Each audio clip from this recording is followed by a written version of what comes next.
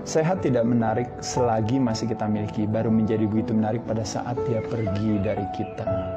Ada kecenderungan kita sewenang-wenang atau semena-mena terhadap sehat karena sehat tidak memiliki yang namanya sense of urgency.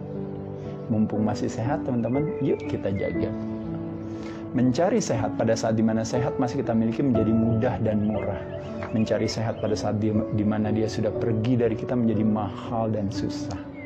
Teman-teman paham ya, kalau mumpung masih sehat, sehat itu menjadi sesuatu yang comfortable, yang gampang untuk kita pertahankan. Tapi ketika kita sudah sakit, caranya aja pertama mahal, harus bayar. Kedua susah, belum tentu sembuh. Mumpung masih sehat, yuk kita jaga. Sehat, kalau teman-teman tahu, adalah sebuah konsekuensi daripada akumulasi investasi perilaku kita yang baik, yang tentunya mengarahkan kita pada apa yang kita inginkan.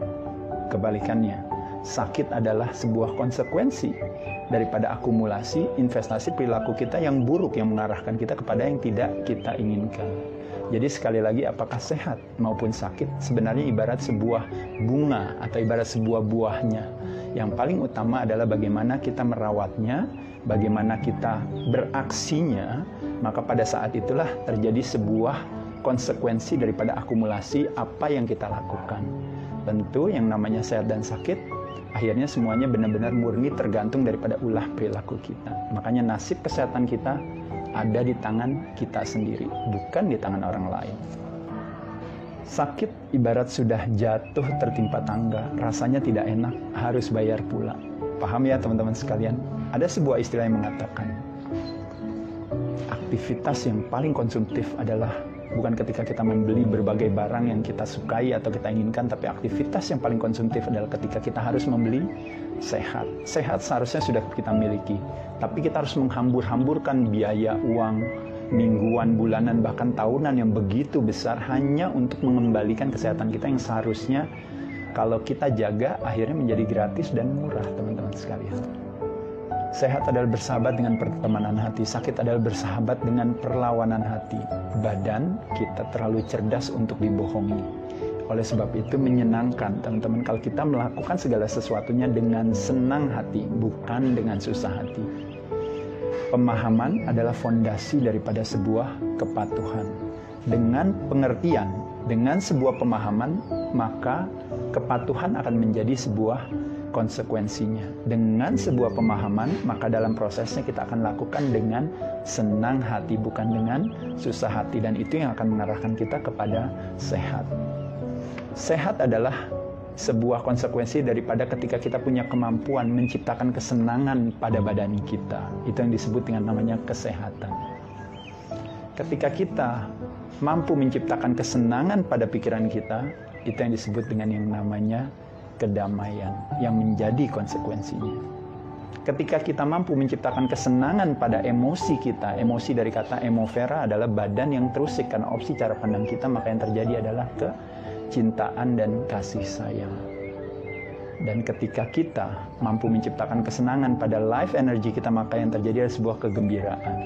Teman-teman, kita tahu bahwa kadang-kadang teman-teman menyadari seolah-olah anatomi dalam tubuh kita hanya yang disebut dengan namanya anatomi fisiologi, tapi sesungguhnya kita juga punya yang namanya anatomi energi.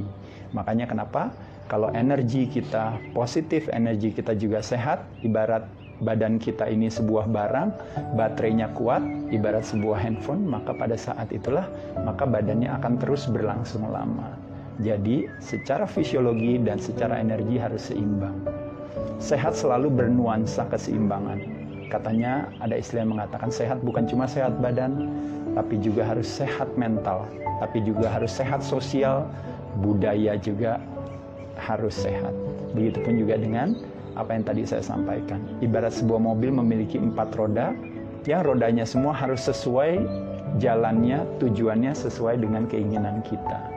Jadi sehat bukan cuma badan, tapi juga sehat secara pikiran, secara emosi, dan secara life energy. Don't die with your music still in you. Katanya membayangkan universe atau alam semesta berasal dari kata uni artinya satu, verse artinya lagu.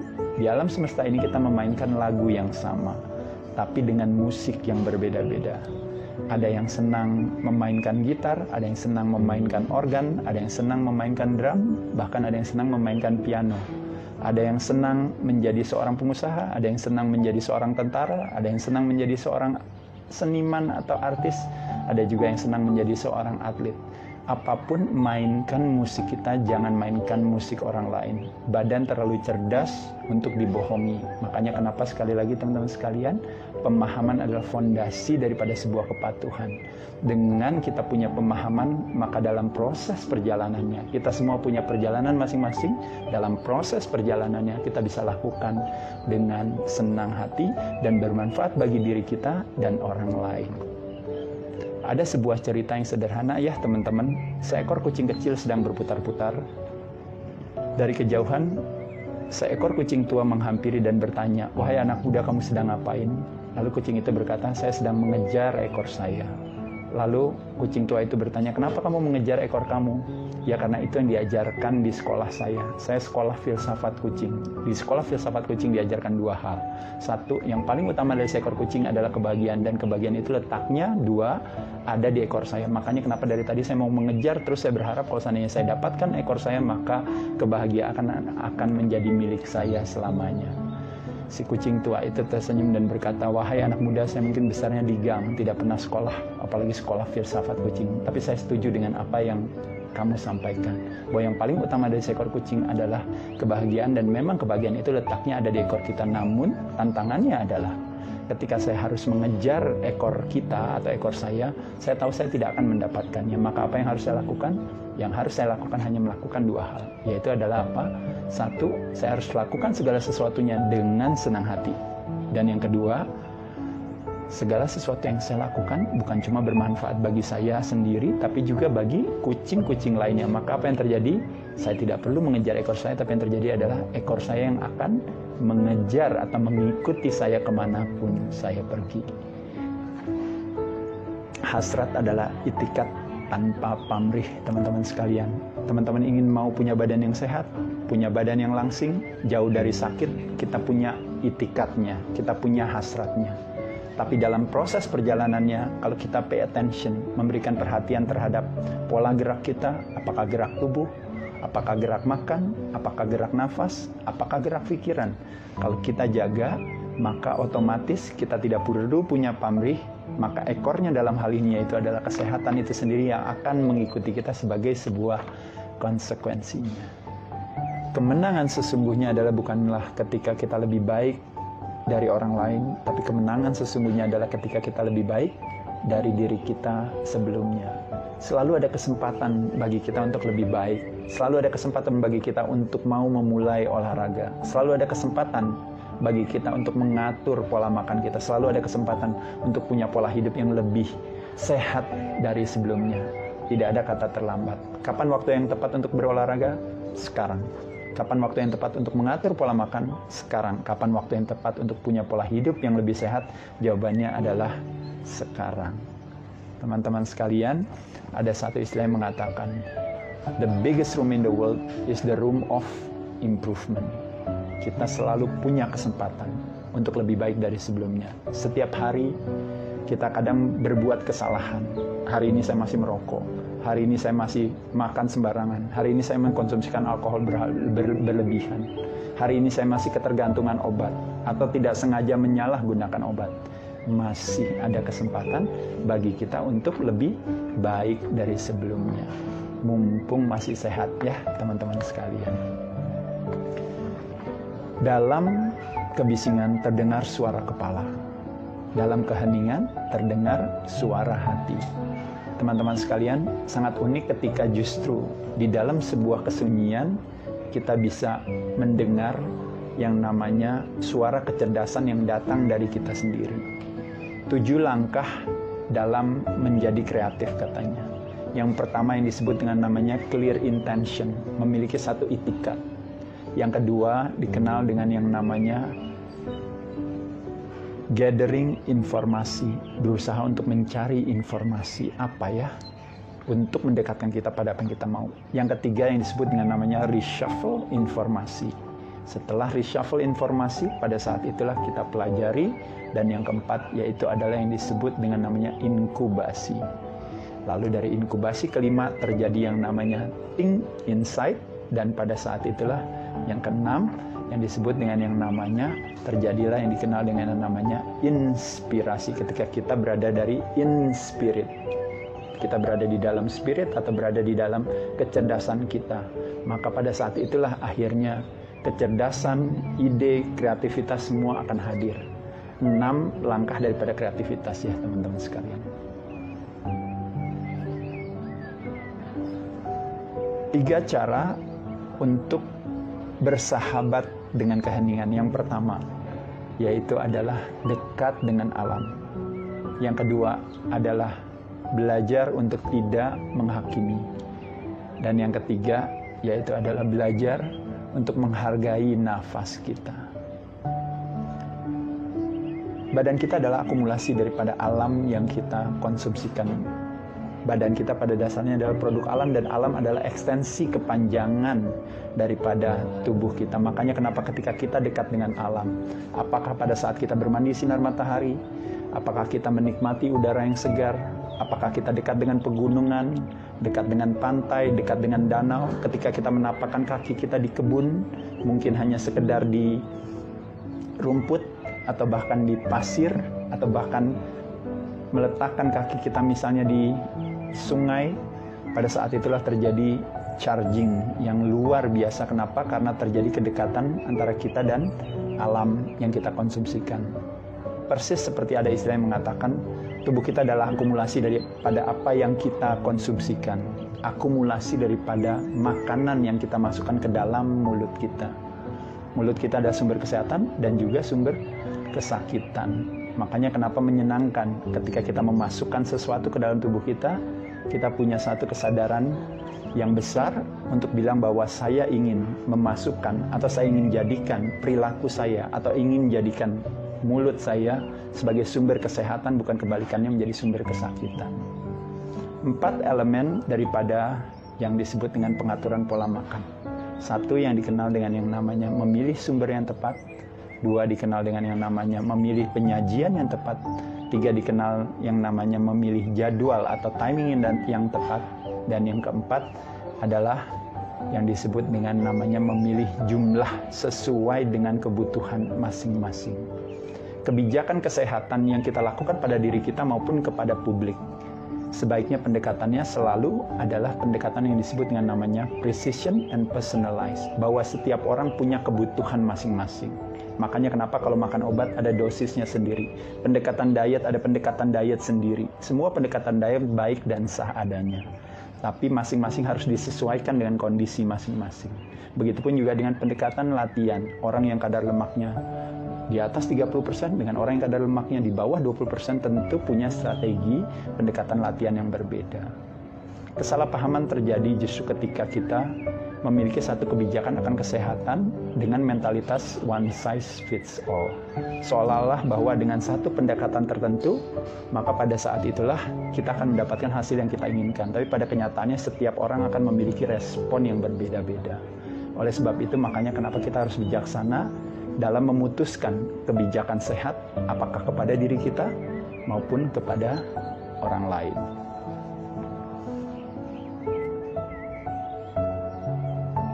Belajar untuk tidak menghakimi. Ada satu kecenderungan di dalam diri kita untuk selalu yang dikenal dengan yang namanya trying so hard atau struggling to be right all the time. Seolah-olah kalau kita benar, maka kita bisa bilang bahwa orang lain salah. Ketika kita benar dan orang lain salah, pada saat itulah kita mendapatkan sebuah penghiburan. Pada saat itu bahwa saya lebih tinggi daripada kalian. Tapi pada kenyataannya, kalau kita mengutip daripada salah satu daripada kata-kata bijaksana Cicero yang mengatakan adalah hanya sebuah ilusi ketika kita beranggapan bahwa untuk menyenangkan hati kita harus menginjak orang lain. Jadi untuk membuat kita memiliki nilai yang tinggi, kita harus merendahkan orang lain. Saya rasa bukan hal yang bijaksana. Cara simpel sederhana untuk membuat kita sehat adalah cukup dengan tidak menghakimi, tapi lebih kepada melihat segala sesuatunya apa adanya. Menjadi saksi bisu daripada apa yang terjadi. Selama 5 menit ini, apapun yang saya saksikan melalui panca indera saya, apakah berita, apakah koran, apakah sosial media, saya tidak akan menciptakan asumsi apa-apa.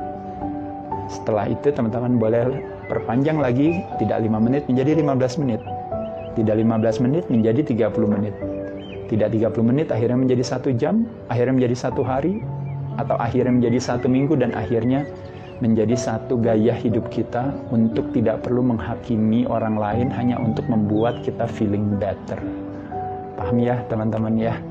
Sekali lagi, buat sehat justru kita berfokus kepada diri kita sendiri. Setiap orang punya perjalanannya masing-masing. Yuk kita ikhlas dengan perjalanan masing-masing orang. Ikhlas adalah sebuah kekuatan yang diwariskan terutama oleh budaya masyarakat ketimuran termasuk di Indonesia. Kekuatan daripada keikhlasan mendekatkan kita pada sehat. Ketika kita tidak ikhlas terhadap sebuah ketidakpastian akan masa depan, yang terjadi adalah ketakutan dan kecemasan. Tapi ketika kita ikhlas terhadap ketidakpastian akan masa depan, yang terjadi adalah sebuah petualangan. Menyenangkan ketika kita terbuka akan segala sesuatunya, beranggapan bahwa segalanya bisa terjadi. Bisa lebih baik, bisa lebih buruk. Tapi kita terbuka untuk kesempatan tersebut. Bukannya kita pesimis dalam hal ini. Ketika kita ikhlas terhadap seseorang yang menyakiti hati kita, kalau kita tidak ikhlas, maka yang terjadi adalah kebencian dan kedendaman. Kedendaman atau kebencian, saya definisikan sebagai ibarat minum racun tikus. Berharap yang mati orang lain, tapi yang terjadi adalah yang meninggal adalah kita sendiri. Tapi kalau kita ikhlas terhadap orang lain yang menyakiti hati kita, maka yang terjadi adalah sebuah pemaafan. Secret of living is forgiving. Tidak hanya memberi, tapi forgiving, yaitu adalah memaafkan. Ketika kita tidak ikhlas terhadap orang lain berbuat lebih baik daripada kita, maka yang terjadi adalah yang namanya kecemburuan atau jealousy. Tapi ketika kita ikhlas terhadap orang lain yang berbuat lebih baik daripada kita, maka yang terjadi adalah motivasi. Ketika kita tidak ikhlas terhadap sebuah perbedaan, apakah perbedaan dalam budaya, perbedaan dalam agama, perbedaan dalam pendekatan, termasuk pendekatan dalam hal kesehatan, maka yang terjadi adalah diskriminasi. Tapi ketika kita ikhlas terhadap sebuah perbedaan, maka yang terjadi adalah toleransi. Teman-teman, dengan punya pemahaman, dengan punya cara pandang yang menguatkan hati, akan mengarahkan kita kepada kesehatan. Saya ingin merubah dunia, dunia tidak akan berubah bagi saya. Saya ingin merubah hidup saya tidak akan berubah bagi saya.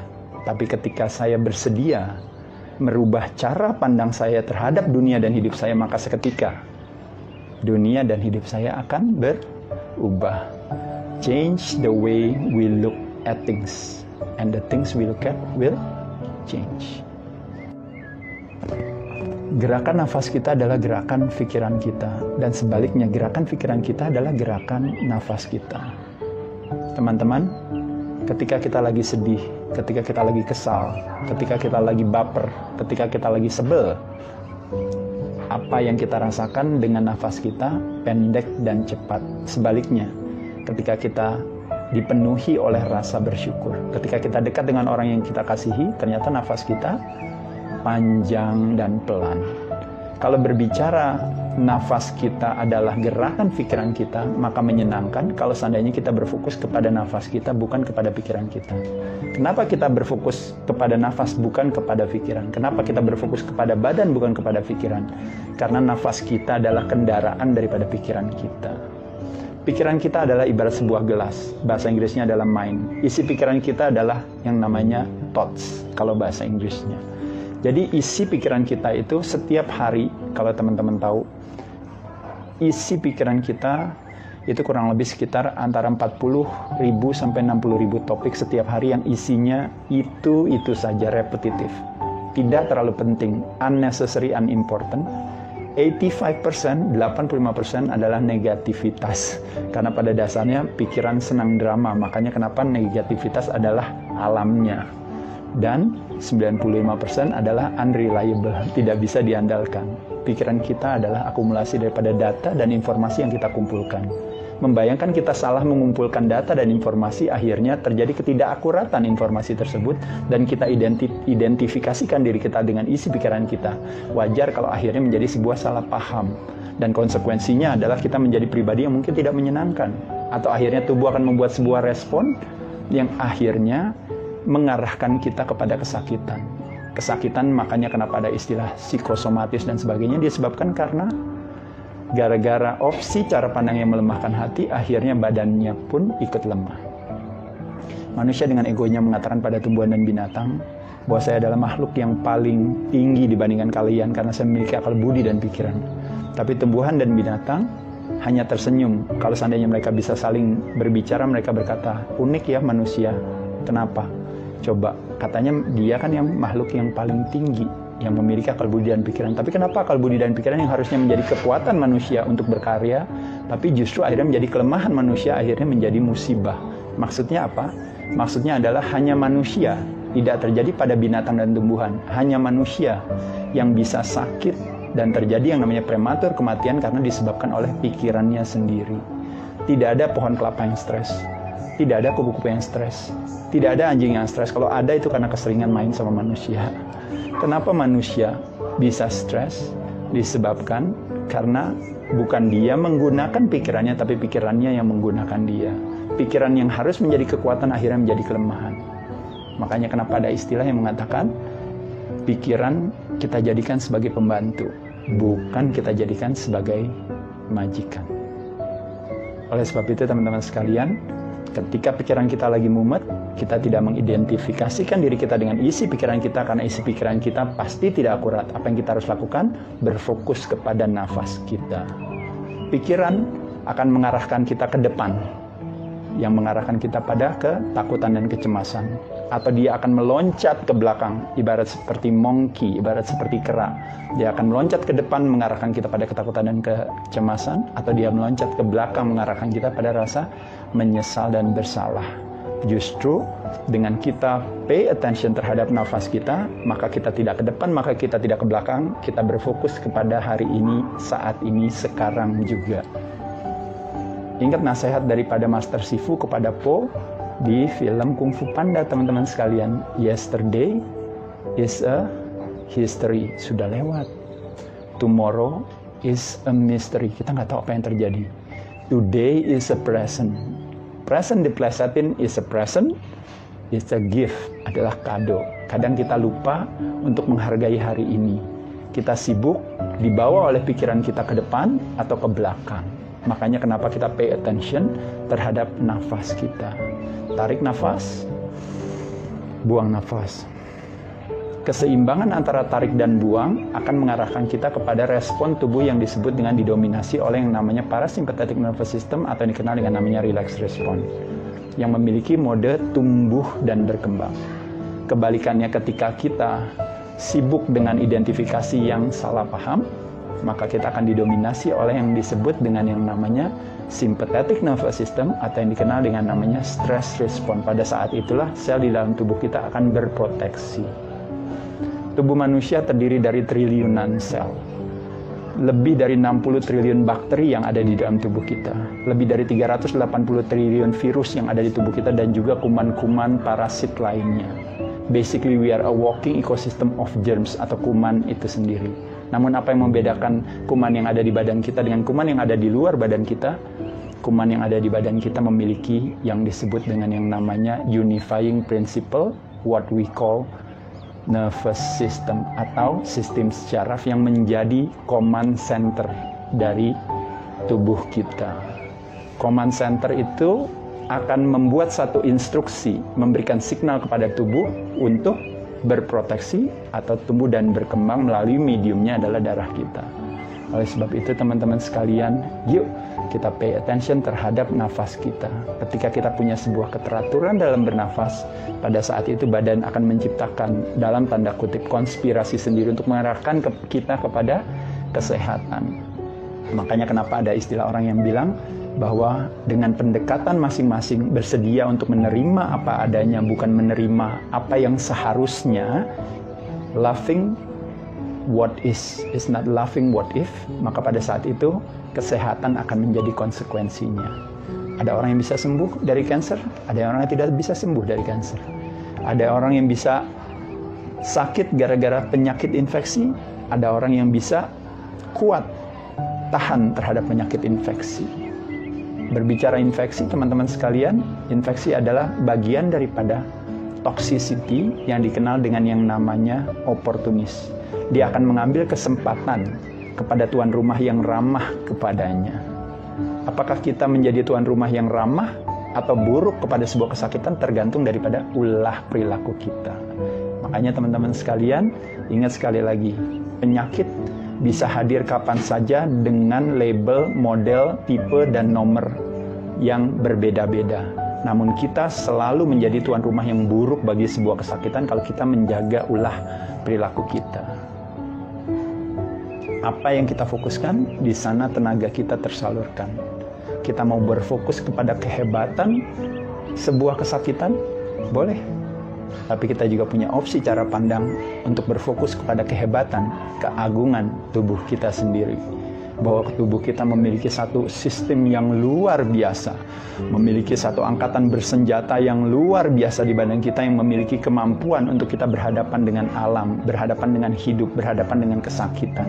Tubuh manusia tidak selemah yang kita duga, teman-teman sekalian. Oleh sebab itu, yuk kita belajar meningkatkan kecerdasan kita akan kesehatan. Kita sibuk meningkatkan kecerdasan kita akan keuangan. Kita sibuk mencerdaskan kesehatan, mencerdaskan kita akan area-area pekerjaan kita. Tapi kita lupa untuk meningkatkan atau mengedukasi diri kita untuk punya kecerdasan akan kesehatan yang sesungguhnya. Warisan daripada pola hidup sehat adalah kemandirian, bukan ketergantungan. Tapi yang terjadi ketika kita tidak punya kecerdasan, maka kita tergantung sama barang, kita tergantung sama obat, kita tergantung sama orang lain untuk kita serahkan nasib kesehatan kita. Apa yang terjadi, teman-teman sekalian? Yang namanya PHP ya nanti. Jadi oleh sebab itu, nasib kesehatan kita di tangan diri kita sendiri. Setiap ada problem, kita take ownership dari problem tersebut. Saya lihat ke dalam diri kita, itu yang disebut dengan namanya swadaya, self-study. Kita introspeksi diri kita investigasi perilaku kita, apa yang bisa kita lakukan, supaya kita bisa menjadi tuan rumah yang buruk daripada sebuah kesakitan. Sakit dan sehat itu tidak nyambung, teman-teman sekalian. Sehat bukan segalanya, tapi tanpa sehat, segalanya tidak bisa diraih. Sehat bukan tujuan, tapi sehat adalah sebuah syarat. Demikian teman-teman 51 kata-kata motivasi yang teman-teman bisa ambil, bisa dengarkan, boleh berulang-ulang, bisa teman-teman camkan dan pahami, dan semoga akhirnya nanti bisa menjadi sebuah kebenaran baru bagi kita. Dan tentunya kita berharap kesehatan akhirnya menjadi sebuah konsekuensinya. Saya ucapkan terima kasih teman-teman.